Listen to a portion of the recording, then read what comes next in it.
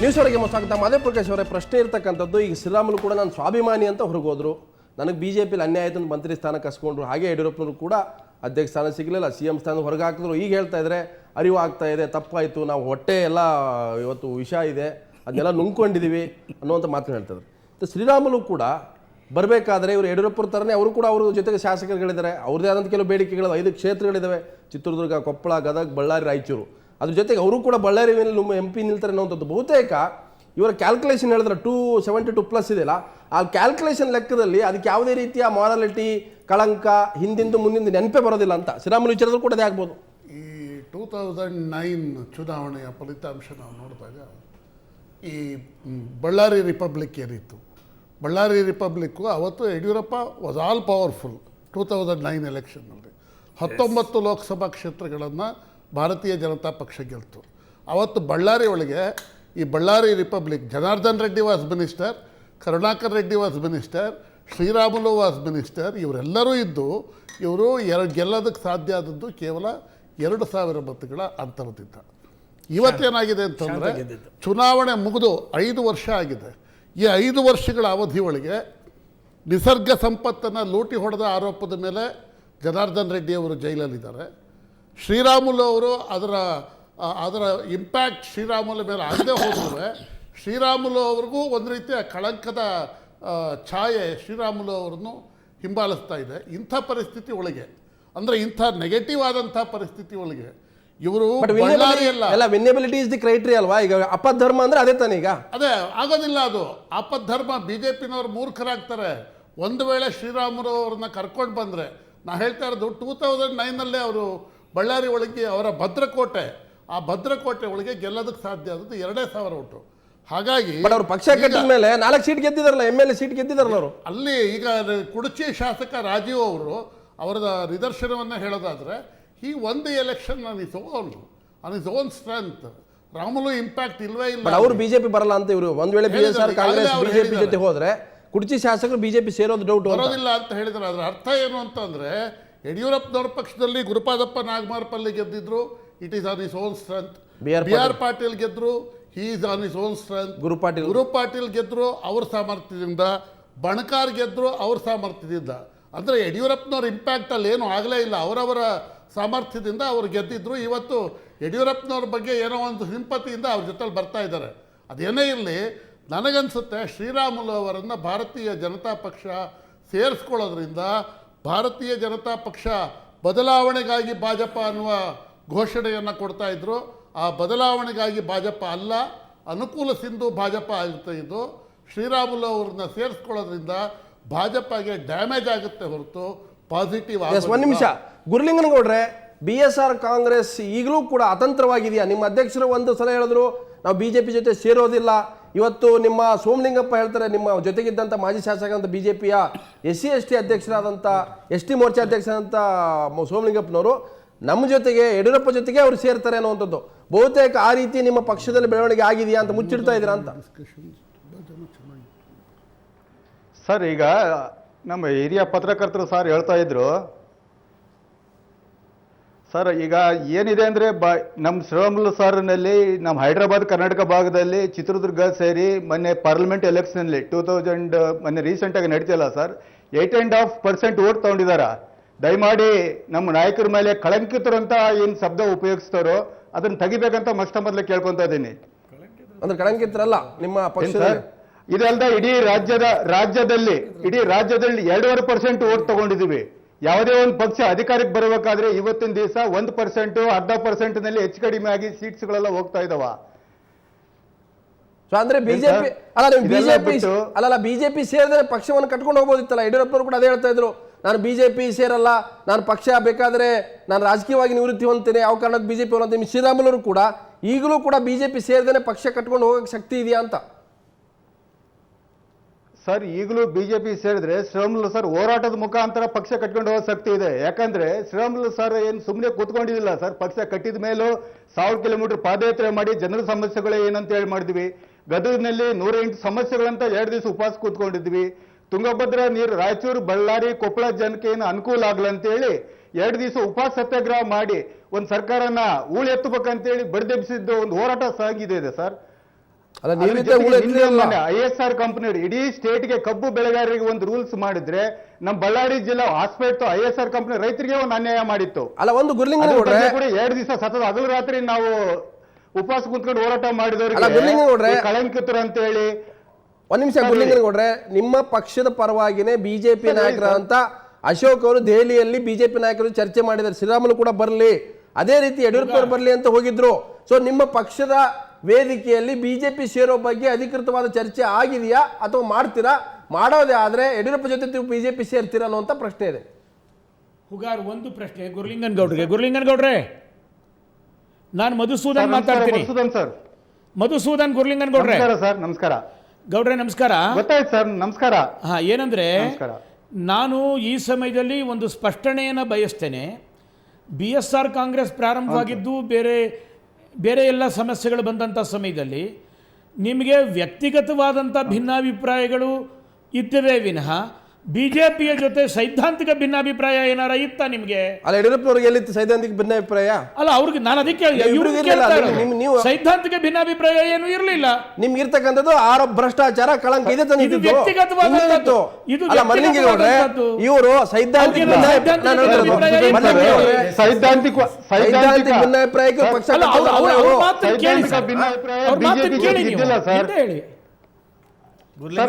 ಸೈದ್ಧಾಂತಿಕ ಭಿನ್ನಾಭಿಪ್ರಾಯ ಬಿಜೆಪಿ ಜೊತೆಗೆ ಇದ್ದಿಲ್ಲ. ಬಿಜೆಪಿ ಜೊತೆಗಿದ್ದಿಲ್ಲ. ಲೋಕಾಯುಕ್ತ ಇದರಲ್ಲಿ ನಮ್ಮ ಶ್ರೀರಾಮುಲು ಸರ್ ಹೆಸರಿದೆ ಅಂತ ಹೇಳಿದ ತಕ್ಷಣ ಫಸ್ಟ್ ನಾವು ರಾಜೀನಾಮೆ ಕೊಟ್ಟು ಸಂತಿದೆ ಸರ್.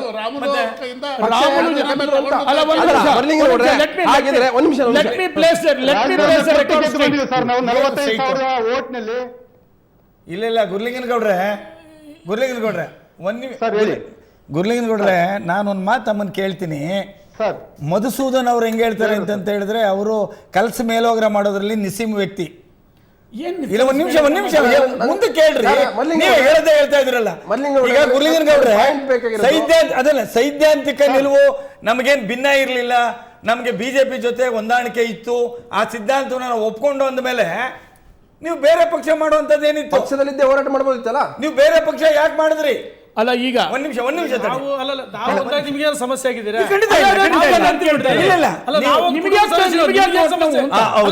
ಸಮಸ್ಯೆ ಇಬ್ರು ಆಯ್ತಾನೆ ನಿಮ್ದು. ಈಗ ನೋಡಿ ಕುಟುಂಬ ಸದಸ್ಯರು ಒಂದಾಗ್ತದೆ ಸಮಸ್ಯೆ ಹೇಳ್ತೀನಿ ನೋಡಿ. ಈ ದೇಶದ ಅನಿವಾರ್ಯವಾಗಿ ಇವತ್ತು ನಾವು ಒಂದಾಗ್ಲೇಬೇಕಾಗಿದೆ. ಯಾಕಂದ್ರೆ ಇವತ್ತು ಮತಗಳ ವಿಭಜನೆಯಿಂದ ಇವತ್ತು ಇವತ್ತು ಕರ್ನಾಟಕ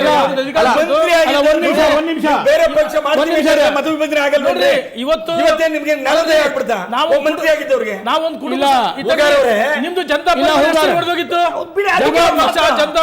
ಜನತಾ ಹೆಸರು ಹೊಡೆದೋಗಿದ್ರಿ. ಮಾತಾಡ್ತಕ್ಕಂಥ ಯಾವುದೇ ನೈತಿಕ ನಿಮ್ಗಿಲ್ಲ. ಯಾಕ್ರಿ ಮಾತಾಡ್ತೀರಿ? ನಾವ್ಯಾಗ ಮಾತಾಡ್ತಿದೀವಿ ಅಂತ ಹೇಳಿದ್ರೆ ಭ್ರಷ್ಟಾಚಾರದ ಬಗ್ಗೆ ಮಾತಾಡ್ತೀವಿ. ನಿಮ್ಗೆ ಏನ್ ನೈತಿಕ ಹಾಕಿದೆ? ಆಗಿಲ್ವಾ? ವೆಂಕಟಗಿರಿಗೌಡರು ಏನ್ ಬರೋರು ಅಂತ ಕೇಳಿ, ನಿಮ್ ಜೊತೆಗಿದ್ದಾರೆ ಮಾತಾಡ್ತೀರಿ. ಭ್ರಷ್ಟಾಚಾರದ ಬಗ್ಗೆ ಮಾತಾಡ್ತೀವಿ, ನೈತಿಕ ಹಾಕಿಲ್ಲ. ಯಡಿಯೂರಪ್ಪ ಏನ್ ತಪ್ಪು ಮಾಡಿದಾರೆ? ಏನ್ ಹೇಳ್ತಾ ಇದೀವಿ ನಾವು? ಅಲ್ಲ ಈಗ ಸಮರ್ಥನೆ ಅಲ್ಲ, ನಾವು ಒಂದಾಗ್ತಿದ್ವಿ. ನಿಮಗೇನ್ ಸಮಸ್ಯೆ? ನಿಮ್ಮ ಯಡಿಯೂರಪ್ಪ ಹೇಳಿದ್ರು ಬಿಜೆಪಿ ಸಖ್ಯಕ್ಕಿಂತ ರಾಜಕೀಯ ಸನ್ಯಾಸ ಮೇಲೂ ತಡೆದು ಹೇಳ್ತೇನೆ. ಹಂಗಲ್ಲ ಅಲ್ಲ ಜೆಡಿ ಒಂದು ನಿಮಿಷ ತಗೊಳ್ರಿ. ಸೈದ್ಧಾಂತಿಕ ಅಲ್ಲ, ಸೈದ್ಧಾಂತಿಕ ಭಿನ್ನಾಭಿಪ್ರಾಯ ಇಲ್ಲ ಅಂತ ಹೇಳಿ ಇವ್ರ ಪಕ್ಷದವರು ಹೇಳ್ತಾರೆ, ಅವರು ಹೇಳ್ತಾರೆ. ನಾನು ರೇಣುಕಾಚಾರ್ಯ ಕೇಳ್ತಿದ್ದೆ ಆ ಟೈಮಲ್ಲಿ ಅವ್ರು ಕೂಡ ಒಂದೇ ನಿಮಿಷ ಖಂಡಿತ ಏನಿಲ್ಲ. ಅಲ್ಲ ನಿಮಗೆಲ್ಲಿ ನಿಮ್ಮ ಸ್ಥಾನಗಳು ಸಂಪೂರ್ಣ ಮಾಯ ಆಗ್ತಾವಂತಲ್ಲ, ಅಲ್ವಾ? ದುಃಖ ಅಲ್ಲ they are the losers. ಅಲ್ಲ ಶೂನ್ಯ ಆಗುತ್ತಂತಲ್ಲ, they are the losers. We are ready to lose it. ಶೂನ್ಯ ಆಗ್ತೀವಿ ಅಂತ ನಿಮಗೆಲ್ಲ ಒಂದು ಕಡೆ they are the losers. ಅದು ಒಂದೇ ಅಲ್ಲ, they are already hand in glove with Congress. Belgaum ಅಧಿವೇಶನದಲ್ಲಿ ಇವರು ರೈತರ ಸಮಸ್ಯೆ ಬಂದಂತ ಸಮಯದಲ್ಲಿ ಹೇಗೆ ಹವಾ ಕಾಂಗ್ರೆಸ್ ಜೊತೆ ಯಾರು ಒಂದಾಯ್ತಾರೆ ಅಂತ ಹೇಳಿ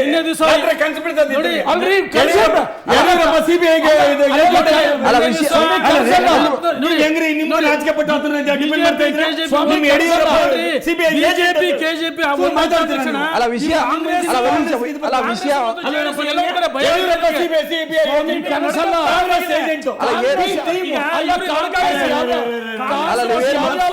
ಕಾಂಗ್ರೆಸ್ ಇವರಿಬ್ರು ರಾಜ್ಯ ಜನತೆ ಒಪ್ಕೋಬೇಕು. ರಾಜ್ಯ ಜನರಲ್ಲಿ ನಿಮ್ಮ ಲೀಡರ್ನ ಇವ್ರು ಜೈಲಿಗೆ ಕಳ್ಸಿದ್ರು ನೋಡ್ರಿ ಪುನಃ ಜೈಲಿಗೆ ಕಳಿಸ್ತಾ ನೀವ್ರಿ ಇಲ್ಲೇ ಓದ್ಲಾ ಓದ್ಲಾ ಯಡಿಯೂರಪ್ಪ ನಿಮ್ದು ಬೇಡ ರೀ ನಿಮ್ ಲೀಡರ್ ಓದ್ಲಾ ನಿಮ್ ಲೀಡರ್ ನಿಮ್ ಲೀಡರ್ದು ನಿಮಗೆ ಯಾಕ್ರಿ ಮತ್ತೆ ನೋಡಿ ನನ್ನ ಬೆನ್ನಿಗೆ ಚೂರಿ ಹಾಕಿದ್ರು ನನ್ನ ಬೆನ್ನಿಗೆ ಚೂರಿ ಹಾಕಿದ್ರು ಅಲ್ಲ ಅವರು ಕುಮಾರ್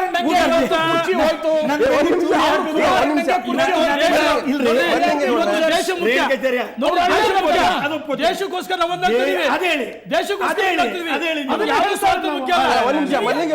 ನಾನು ರೇಣುಕಾ ಎಲ್ಲ ಒಂದ್ ಕಡೆ ಕಾಂಗ್ರೆಸ್ ಮತ್ತು ಜೆಡಿಎಸ್ ಭಯ ಬಂದ್ಬಿಟ್ಟಿದೆ. ಕಾಂಗ್ರೆಸ್ ಯಾವ ಪ್ರತಿಪಕ್ಷ ಸ್ಥಾನ ಹೋಗ್ತದೆ. ನಂತರ ಇವತ್ತು ಲೋಕಸಭೆ ಚುನಾವಣೆಯಲ್ಲಿ ಕಾಂಗ್ರೆಸ್ ಮತ್ತು ಜೆಡಿಎಸ್ ಸಂಪೂರ್ಣವಾಗಿ ರಾಜ್ಯ ಜನ ತಿರಸ್ಕಾರ ಮಾಡ್ತಾರೆ. ಭಯ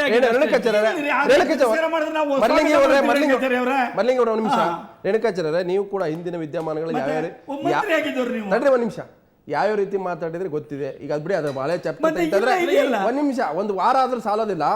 ಸೈದ್ಧಾಂತಿಕ ಭಿನ್ನಾಭಿಪ್ರಾಯ ಇಲ್ಲ ಅಂತ ಹೇಳದಂತ ಯಡಿಯೂರಪ್ಪ 40 ವರ್ಷ RSS ನ ಹಿನ್ನೆಲೆಯನ್ನು ಬಂದಂತವ್ರು ಶ್ರೀರಾಮುಲು ಕೂಡ ಸೈದ್ಧಾಂತಿಕ ಭಿನ್ನಾಭಿಪ್ರಾಯ ಅಂದ್ರೆ ಈ ಪಕ್ಷ ಕಟ್ಟದವ್ರು ಏನಕ್ಕೆ ರಾಜ್ಯ ಜನನ ಹುಚ್ಚಿದಾರ, ಜನರಿಗೆ ಏನೋ ಕಣ್ಣಿಗೆ ಮಣ್ಣೇರಿಸ್ತಾ ಇದ್ದೀರಾ ಅಥವಾ ಚುನಾವಣೆ ಕಾರಣಕ್ಕಾಗಿ ಏನ್ ಬೇಕಾದ್ರೂ ಮಾಡಬಹುದು ಅನ್ನೋಂಥದ್ದು. ಶ್ರೀರಾಮುಲು ಬಿಜೆಪಿ ಬರ್ತಾರೆ, ಯಡಿಯೂರಪ್ಪ ನಾಳೆ ನಡೆದ ಅಧಿಕೃತ ಬಿಜೆಪಿ ಸೇರ್ತಾರೆ.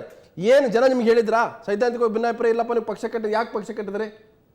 ನೋಡಿ ಬದಲಾದ ಪರಿಸ್ಥಿತಿಯಲ್ಲಿ ಅನಿವಾರ್ಯವಾಗಿ ಬದಲಾಯಿತು. ಈಗ ಅನಿವಾರ್ಯವಾಗಿ ಭ್ರಷ್ಟಾಚಾರ ಇತ್ತು, ಭ್ರಷ್ಟಾಚಾರ ಯಾವುದು ತಪ್ಪು ಮಾಡಿಲ್ಲ. ಮಾಧ್ಯಮದವರು ವೈಭವೀಕರಿಸ್ತಿದ್ರಿ ಭ್ರಷ್ಟಾಚಾರನ, ಭ್ರಷ್ಟಾಚಾರವನ್ನು ವೈಭವೀಕರಿಸ್ತಿದ್ರಿ. ಯಡಿಯೂರಪ್ಪ ಯಾವುದೇ ತಪ್ಪು ಮಾಡಿಲ್ಲ. ಮುಖ್ಯಮಂತ್ರಿ ಸಂದರ್ಭದಲ್ಲಿ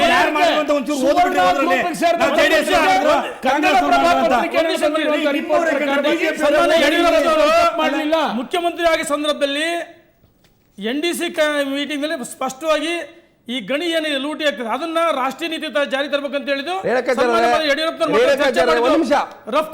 ನಿಷೇಧ ಮಾಡಬೇಕಂತ ಹೇಳಿ ಪ್ರಧಾನಮಂತ್ರಿಗಳು ಪತ್ರ ಬರೆದು ವೈಭವೀಕರಿಸ್ತಿದ್ರಿ.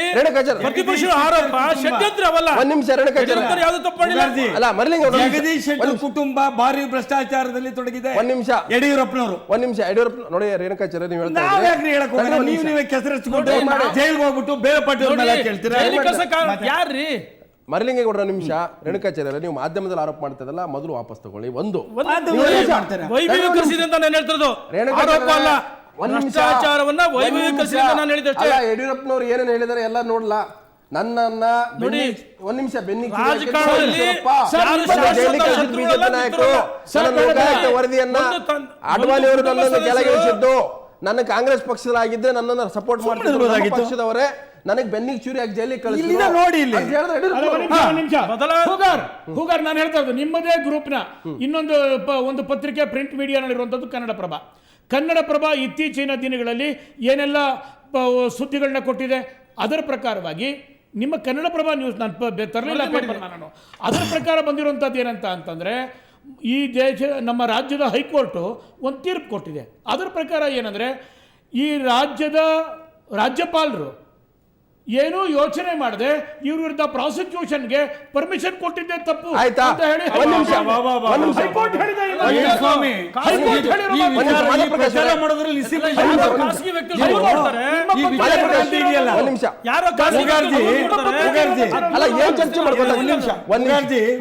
ಕ್ರಾಂತಿ ಮಾಡೋದ್ರಲ್ಲಿ ನಿಸ್ಸೀಮ ಜನಗಳಿವರು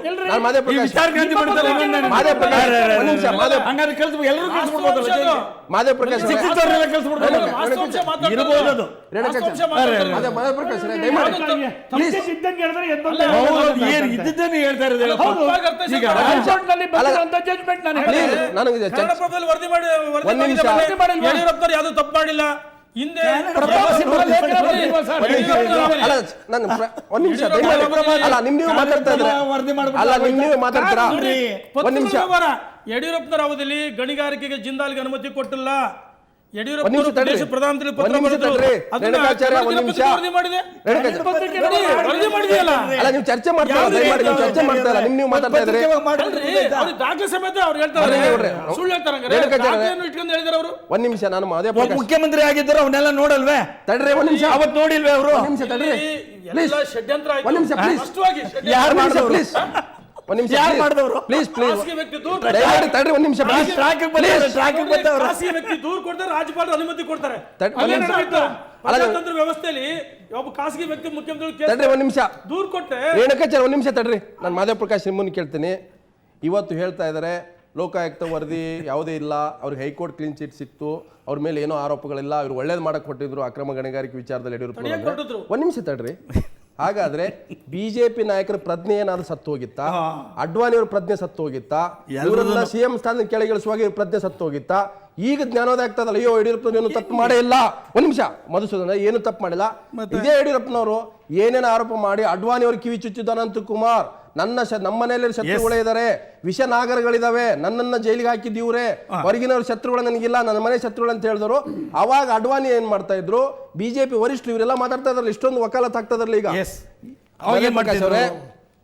ಹೂಗಾರ್ ಅವರೇ, ಇದು ಕ್ಲೈಮ್ಯಾಕ್ಸ್ ಹಂತ ತಲುಪಿತ್ತಲ್ಲ, ಆ ಸಂದರ್ಭದಲ್ಲಿ ನಿತಿನ್ ಗಡ್ಕರಿ ಅವರು ಭಾರತೀಯ ಜನತಾ ಪಕ್ಷದ ಅಧ್ಯಕ್ಷರಾಗಿದ್ದರು. ಅವರು ಔಟ್ಲುಕ್ ಪತ್ರಿಕೆಗೆ ಒಂದು ಸಂದರ್ಶನವನ್ನು ನೀಡಿದರು. ಆ ಸಂದರ್ಶನದ ಕಡೆ ಪ್ಯಾರಾದಲ್ಲಿ ಏನು ಹೇಳಿದ್ರು ಅಂದರೆ, ಯಡಿಯೂರಪ್ಪನವರ ವಿರುದ್ಧ ಯಾವುದಾದರೂ ಒಂದು ನಿರ್ದಿಷ್ಟ ನ್ಯಾಯಾಂಗ ಸಂಸ್ಥೆ, ಅಂದರೆ ಅದು ಲೋಕಾಯುಕ್ತ ಇರಬಹುದು, ಕೋರ್ಟ್ ಇರಬಹುದು, ಯಾರ ಕಾಂಪಿಟೆಂಟ್ ಅಥಾರಿಟಿ ಯಡಿಯೂರಪ್ಪನವರ ವಿರುದ್ಧ ಒಂದು ಆರೋಪ ಇದೆ ಅಂತ ಹೇಳಿದ್ರೆ V will remove him from the chief minister post ಅಂತ ಹೇಳಿದ್ರು. ಅಂದರೆ ಈ ಬಿ ಜೆ ಪಿ ಒಳಗೆ ಒಂದು ಷಡ್ಯಂತ್ರ ಆಗಿತ್ತು. ಅಂದರೆ ಯಡಿಯೂರಪ್ಪನವರ ವಿರುದ್ಧ ಲೋಕಾಯುಕ್ತ ಆರೋಪ ಮಾಡಬೇಕು, ಆರೋಪ ಮಾಡಿದ್ರೆ ಅವರನ್ನ ಮುಖ್ಯಮಂತ್ರಿ ಪದವಿಯಿಂದ ಹೇಳಿದರೆ ಇದನ್ನ ಲೋಕಾಯುಕ್ತ ವರದಿನೇ ಸರಿ ಇಲ್ಲ, ಸಂತೋಷ್ ಹೆಗ್ಡೆ ಸರಿ ಇಲ್ಲ ಹೇಳಿದ್ರಿ. ಆದ್ರೆ ಅಡ್ವಾಣಿ ಅಂತ ಹೇಳಿದ್ವಿ. ಅದೇ ಗೊತ್ತು, ಆದ್ರೆ ಅಡ್ವಾಣಿ ಹಿರಿಯ ಪತ್ರಕರ್ತರು ಅಲ್ಲ, ರಾಜ್ಯ ಜನರಿಗೆ ತಪ್ಪು ಸಂದೇಶ ತಪ್ಪು ಸಂದೇಶ ಅಲ್ಲ. ಅವಾಗ ಅಡ್ವಾಣಿಯವರಿಗೆ ಯಾಕೆ ಸಂದರ್ಶನದಲ್ಲಿ ಅವರು ತುಂಬಾ ಸ್ಪಷ್ಟವಾಗಿ ಹೇಳಿದ್ರು. ಏನು ಹೇಳಿದ್ರು ಅಂದರೆ, ಗಡ್ಕರಿ ಅವರು ಯಾವುದಾದ್ರೂ ಒಂದು ಈಗ ಲೋಕಾಯುಕ್ತ ಅಂತ ಒಂದು ಸಂಸ್ಥೆ ಯಡಿಯೂರಪ್ಪನವರ ವಿರುದ್ಧ ಆರೋಪ ಇದೆ, ಅವರು ತಪ್ಪು ಮಾಡಿದ್ದಾರೆ ಅಂತ ಹೇಳಿದ್ರೆ then we will remove him from the chief minister. Madhusudan ಅವರೇ, ಅಲ್ಲ ಅಡ್ವಾಣಿ ಅವರು ನಿಮ್ಮ ಪಕ್ಷದ ಕಚೇರಿ ಉದ್ಘಾಟನೆ ಸಂದರ್ಭದಲ್ಲಿ ಏನ್ ಹೇಳಿದ್ರು? ನಾವಿಂತ ಸಹಿಸ್ಕೊಳ್ಳೋದಂದ್ರೆ ಪಕ್ಷದ ಮೂಲ ಸಿದ್ಧಾಂತಗಳು ಧಕ್ಕೆ ಆಗ್ತಾ ಇದೆ, ನಾವು ಇದನ್ನ ಸಹಿಸ್ತಾ ಹೋದ್ರೆ ಪಕ್ಷದ ಎಲ್ಲ ಒಂದ್ ಕಡೆ ಧಕ್ಕೆ ಆಗುತ್ತೆ ಅಂತ ಹೇಳಿದ್ರಲ್ಲ. ಅವರೆಲ್ಲ ಆ ರೀತಿ ಸ್ಟೇಟ್ಮೆಂಟ್ ಕೊಟ್ಟಂಥ ಸಮಯದಲ್ಲಿ ನಾವು ಸನ್ಮಾನ್ಯ ಯಡಿಯೂರಪ್ಪನವ್ರನ್ನ ಮುಖ್ಯಮಂತ್ರಿ ಸ್ಥಾನದಿಂದ ರಾಜೀನಾಮೆ ಕೊಡಿ ಅಂತೇಳಿ ಪಕ್ಷ ಕೇಳಿದಂಥ ಸಮಯದಲ್ಲಿ ಹೈಕೋರ್ಟ್ನ ಈ ನಿರ್ಧಾರ ಬಂದಿರಲಿಲ್ಲ. ಇದು ಆಮೇಲೆ ಬಂದಂಥ ನಿರ್ಧಾರ. ಇದು ಅಷ್ಟೊತ್ತಿಗಾಗಲೇ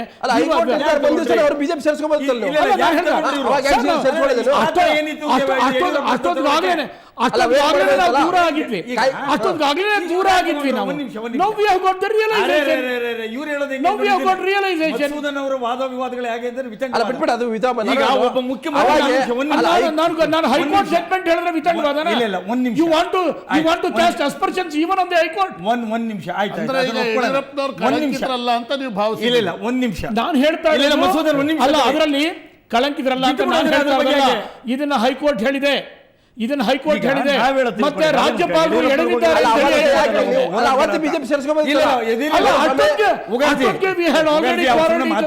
ಒಂದ್ ನಿಮಿಷ, ಈಗ ಇವ್ರು ಹೇಳ್ತಾರೆ ಅದು ನಾವು ರಾಜೀನಾಮೆ ತಗೊಳ್ಳೋಷ್ಟರಲ್ಲಿ ಹೈಕೋರ್ಟ್ ಇದು ತೀರ್ಪು ಬಂದಿರಲಿಲ್ಲ, ಜಡ್ಜ್ಮೆಂಟ್ ಬಂದಿರಲಿಲ್ಲ. ಒಬ್ಬ 6,25,00,000 ಜನತೆಯನ್ನು ರೆಪ್ರೆಸೆಂಟ್ ಮಾಡ್ತಕ್ಕಂಥ ಒಬ್ಬ ಮುಖ್ಯಮಂತ್ರಿ ತಾವೇನೂ ತಪ್ಪು ಮಾಡಿಲ್ಲ, ಷಡ್ಯಂತ್ರ ಮಾಡಿ ಅವರೇ ಹೇಳಿದ್ದಾರೆ. ನನಗೆ ಬೆನ್ನಿಗೆ ಚೂರಿ ಹಾಕಿದ್ರು, ನಮ್ಮ ಹಿರಿಯರು ತಿರಸ್ಕಾರ ಮಾಡಿದ್ರು. ಪಕ್ಷದವರೇ ಒಂದ್ ನಿಮಿಷ ಯಾಕೆ ಟೈಮ್ ವೇಸ್ಟ್ ಮಾಡ್ತೀರಾ? ನಮ್ಮವರೇ ನನ್ನ ಬೆನ್ನಿಗೆ ಚೂರಿ ಹಾಕಿದ್ರು, ಅಪರಾಧಿ ಸ್ಥಾನದಲ್ಲಿ ನಿಲ್ಲಿಸಿದ್ರು. ಸತ್ಯ ಏನೆಂದು ತಿಳಿಯಲು ರಾಷ್ಟ್ರೀಯ ನಾಯಕರು ವಿಫಲರಾದ್ರು. ಮೊದಲು ಬಿಜೆಪಿ ಬಿಡು, ನೀನು ಉದ್ಧಾರ ಆಗ್ತಿ ಅಂತ ಹೇಳಿ ನಮ್ಮ ಧರ್ಮಗುರುಗಳು ನನಗೆ ಹೇಳಿದ್ರು. ಈ ಧರ್ಮಗುರು ಒಂದ್ ನಿಮಿಷ ಅನ್ನೋ ಮಾತನ್ನ ಯಡಿಯೂರಪ್ಪನವ್ರು ಹೇಳಿದ್ದಾರೆ.